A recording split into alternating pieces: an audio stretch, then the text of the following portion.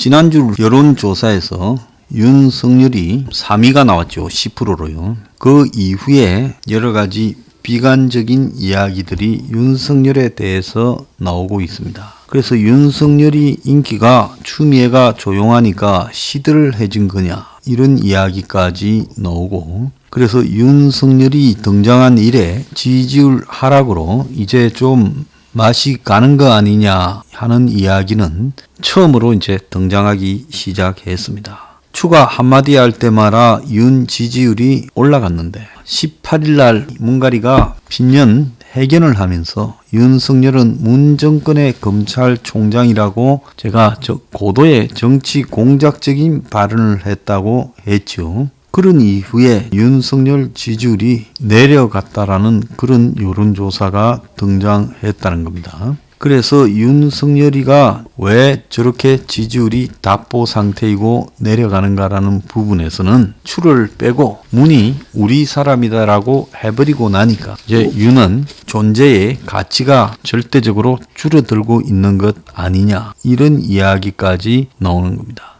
그래서 문이 애초에 윤석열에 대해서 문재인 정부의 검찰총장이다라고 한 말은 어디하고 지금 연결되는가 하면 지난해 10월 22일 날 국감장에서 윤석열이 적절한 메신저를 통해 흔들리지 말고 임기를 지키면서 소임을 다하라고 말씀을 전해주셨다. 이 말과 함께 이것이 이제 앞뒤가 맞아진 겁니다. 그러니까 윤은 결국은 문의 쫄병이네. 집으로도 문이 이스라엘에서 있는 거고 문도 결국 윤을 중간에 쫓아내려고 벨수를 다 썼지만 그거는 그 사람의 잘못인 것처럼 하면서 결국 윤을 인정한 거네. 이렇게 되는 겁니다. 그래서 내치기에 지금 윤을 키워주는 것 같고 부담이 되니까 껴안는 방안을 선택해서 쇼를 지금 하고 있다. 그래서 윤의 힘을 빼고 지지율을 낮춘 다음에 이제 윤을 지리하게 그냥 지겹도록 임기 끝까지 끌고 가는 양상. 그러면 가면 갈수록 윤은 지지율이 더 빠질 수밖에 뭔 수가 있겠느냐는 겁니다. 추미애가요 인터뷰를 했습니다. 경향신문과 인터뷰에서 지금 자신이 사퇴하면 윤 총장도 사퇴할 줄 알았다. 무소불위 검찰로 온 가족이 탈탈 털린 분 조국 후임으로 왔으니 시작부터 외로웠다. 재임 기간 내내 화살을 온몸으로 막아야 했다. 오죽하면 법무장관 때문에 다른 장관들이 편했다고 하겠는가. 그러면서 자신이 사퇴한 이유를 밝히면서 윤석열도 사퇴할 거라고 기대한다. 이렇게 말하며 윤 총장의 상당한 비리를 확인한 장관으로서 제가 먼저 사의를 밝히면 윤도 그런 정도의 엄중함과 책임감을 가져주리라 생각했다.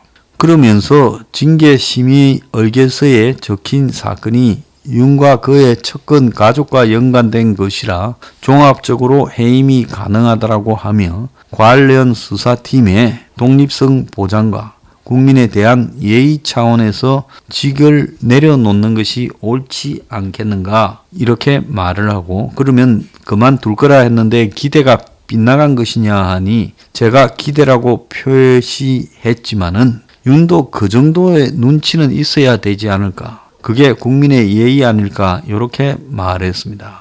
그러면서 추미애는 윤을 띄운 것이 언론이라며 윤이 강아지 산책시키고 1년 전 순댓국밥 먹는 사진을 미담으로 포장해 연일 띄웠다. 그런데 윤 가족 수사에는 기자들이 관심이 없지 않았느냐 말을 했습니다. 매경에 윤석열에 대해서 오늘 윤석열 대선의 별이냐 신기루냐 운명의 시간이 다가온다라는 칼럼이 실렸습니다. 그러면서 매경은 최근에 한 여론조사에서 윤이 출마할 걸로 본다 33.9, 출마하지 않을 걸로 본다 45.9, 무응답 20.2라는 여론조사 결과도 같이 실었습니다. 그래서 야권의 대선 후보가 사실상 제대로 없다시피 하는 무주공산, 그러니까 주인이 없어서 비어있는 산이 되자 국민의 야권 지지 국민들의 기대와 지지율을 빨아들인 윤이 강골 검사에서 대선 주자로 수직 상승했는데 김종인도 정치 감각이 좋다라고 평가를 했는데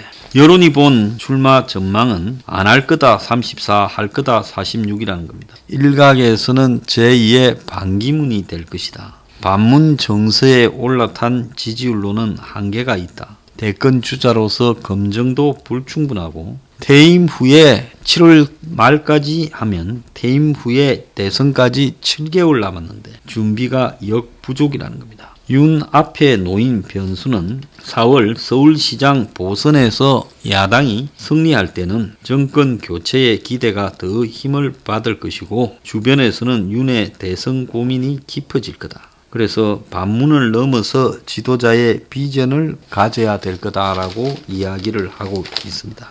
윤은 남은 시간에 울산 선거수사, 월성 원전 수사, 또 나아가서 라임 옵티머스 수사, 그리고 여권의 각종 대형 비리 수사에서 지금까지 나오지 않았던 부분들을 강하게 밀어붙이면서 여권의 내부 비리들을 드러내게 된다면 윤석열은 지지율이 다시 올라가겠지만은 현재처럼 아무런 어떤 정치적 의사 표현도 없이 막연히 그냥 검찰 수사를 조금 더 챙기고 조금 더 하는 수준으로는 윤의 지지율이 대선까지 가기에는 좀 어려울 거다라고 이렇게 보일 겁니다. 특히 윤은 4월 보궐선거에서 야당이 승리하면 윤한테는 장이 열릴 수 있겠죠. 그렇지만은 여당이 승리를 해버리면 대선까지 과정에서 패배감이 깊숙이 야권을 지배할 거고 윤도 또 행보가 제한될 거라고 보입니다.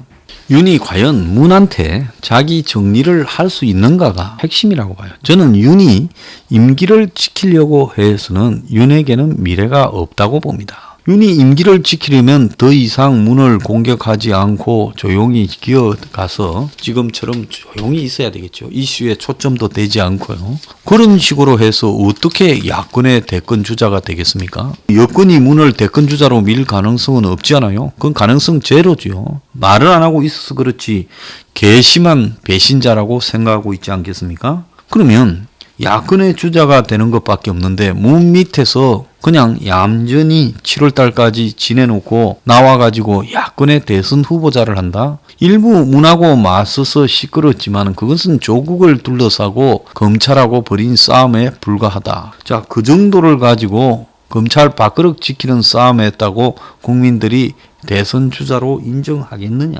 자, 그리고 야당이 헤쳐 모여서 빅텐트를 펼쳐야 윤이 확실히 움직인다. 자, 그가 국민의힘에 입당하기도 어렵고 신당 창당도 어려우니까 보수 중도 아우른 통합정당이 만들어지면 거기 간다 이렇게 할 수밖에 없을 건데 문 정권의 위치상으로 야당으로 바로 못 간다는 거죠. 그래서 보수 야당이 해체되어야 들어갈 수 있다는 건데 윤 하나를 믿고 보수 야당이 해체될까요? 과거에 반기문 하나 믿고 뛰쳐나갔던 바른정당, 김무성, 유승민 계열 사람들이 어떻게 됐습니까? 윤을 믿고 그렇게 하긴 어려울 거다. 또 그렇게 하려면 윤 지지율이 이재명을 능가하는 1위가 되어야 야권판이 그렇게 돌아갈 건데 현재 윤 지지율 정도를 가지고 먼저 움직일 사람이 누가 있겠느냐. 결국은요. 윤이 대선을 가고 싶다면 강한 문 정권의 깊숙한 이 곳을 찌르는 수사를 하나 해서 문 정권이 또 들고 일어나고 윤은 거기에 부딪혀서 이번에는 더 이상 법률로 대응하는 게 아니라 검찰총장직을 던져야지요. 던지면서 자기 할 말을 하고 문 정권에 의해 공수처에 조사도 받는 이런 수모를 겪고 맞설 때 윤이 비로소 대선 후보가 될 수 있다고 봅니다. 지난 주말에요. 러시아에서 영하 50도에 수십만 명이 전국에 모여서 60개 도시에서 시위를 했습니다. 자, 독일에서 귀국하고 들어온 나발리 변호사인데요. 반체제 운동을 주도하다가 사실상 러시아의 야권 대표 주자가 다 사라진 상황에서 변호사가 그런 시위를 주도하다가 러시아의 비행기 안에서 독침을 맞아가지고 독일로 후송되어서 겨우 치료하고 살아났는데 또 러시아로 다시 들어가요. 공항에서 긴급 체포되어 있지 않습니까? 그러니까 이 사람을 석방하라고 러시아 전역 60개 도시에서 영하 50도의 시위가 벌어지고 3,000명이 연행이 되었다지 않습니까? 그러면서 이 사람은 푸틴의 흑해변에 있는 1조 수천억짜리의 호화 궁전 사진까지 또 폭로를 했어요. 그래서 이 사람이 이러는 거는 왜 그러겠습니까? 목숨을 걸고 푸틴과 맞서는 면모를 러시아 국민들 앞에 보여주겠다. 내가 망명해가지고 해외에 있으면서 어떻게 러시아 국민 앞에 내가 지도자라 하겠느냐. 이런 정신이 결국 나발리를 전 러시아인이 존경하는 거 아니겠어요? 이 사람이 죽지만 않는다면 제가 봤을 때 러시아의 대통령이 되는 것은 시간 문제라고 보고 있습니다. 자, 윤석열은 나발리에게서 여러 가지를 배워야지요. 저렇게 해서는 안 됩니다.